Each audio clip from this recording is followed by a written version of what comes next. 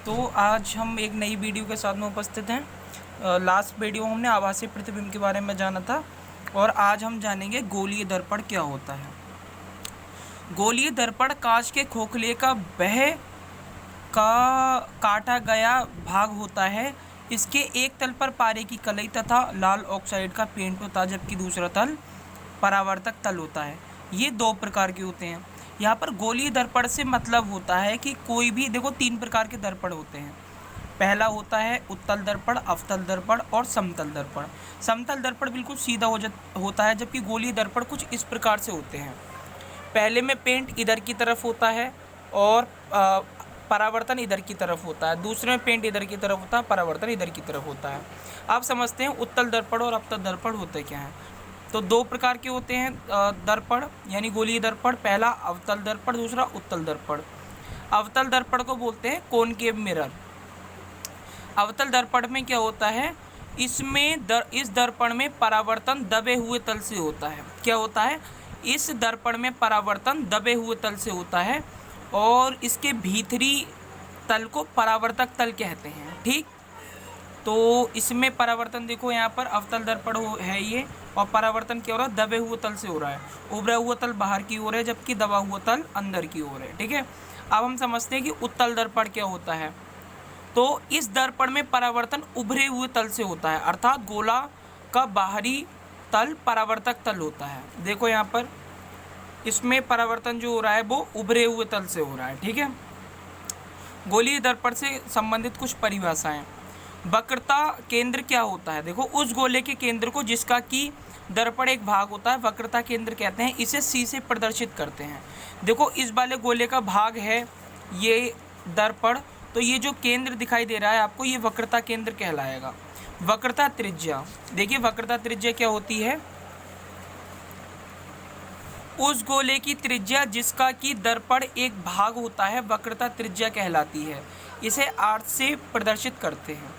यानी हम कह सकते हैं कि किसी भी गोलीय दर्पण में दर्पण जिस गोले का भाग होता है, उस गोले की त्रिज्या को हम क्या कहेंगे, यहाँ पर हम उसे कहेंगे वक्रता त्रिज्या। आगे आता है ध्रुव।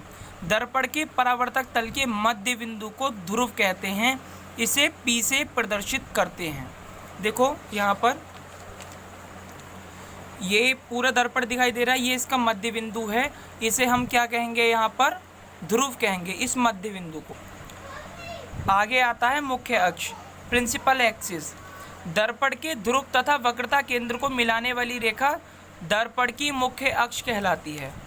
देखो, ये दर्पण का ध्रुव हो गया और ये उसका केंद्र हो गया। इसे मिलाने वाली रेखा क्या कहलाएगी, वक्रता केंद्र के मुख्य अक्ष कहलाएगी। तो यहाँ पर ये वाली रेखा जो दिखाई दे रही है आपको, ये मुख्य अक्ष कहलाती है। आगे आता है मुख्य फोकस। इसे मुख्य अक्ष को प्रिंसिपल एक्सिस भी कहते हैं। दर्पण की मुख्य अक्ष के समांतर आने वाली प्रकाश की किरणें परावर्तन के पश्चात जिस बिंदु पर मिलती हैं अथवा जिस बिंदु से आती हुई प्रतीत होती हैं, उसे दर्पण का मुख्य फोकस कहते हैं। इसे F से प्रदर्शित करते हैं। देखो, ये दर्पण रहा, ये समांतर रेखाएं आई मुख्य अक्ष की, ये मुख्य अक्ष रहा, P और C को मिलाने वाली रेखा मुख्य अक्ष। इसके समांतर आने वाली किरणें परावर्तन के पश्चात F से होकर गुजर रही, तो ये यहाँ पर क्या कहलाएगा, फोकस कहलाएगा। अब मुख्य फोकस बोलेंगे इसे। अब आता है फोकस दूरी। दर्पण के ध्रुव से मुख्य फोकस तक की दूरी को फोकस दूरी कहते हैं। इसे F से प्रदर्शित करते हैं। ठीक है, आगे आता है वक्रता त्रिज्या फोकस दूरी में संबंध। आप लोगों ने 10th क्लास में भी पढ़ रखा है, इसके बारे में थोड़ा सा रिवाइज करवा देता हूँ मैं। दर्पण की फोकस वक्रता त्रिज्या की आधी होती है, यानी दर्पण की फोकस दूरी वक्रता त्रिज्या की आधी होगी। फोकस दूरी वक्रता त्रिज्या अपॉन में 2, इसे हम क्या कहते हैं, आधे के लिए यूज होता है, तो F बराबर हो जाता है R अपॉन में 2। अच्छा, प्रतिबिंब बनने के नियम। तो प्रतिबिंब बनने के नियम मैं आपको अगली वीडियो में समझाऊंगा। आज के लिए बस इतना ही काफ़ी है।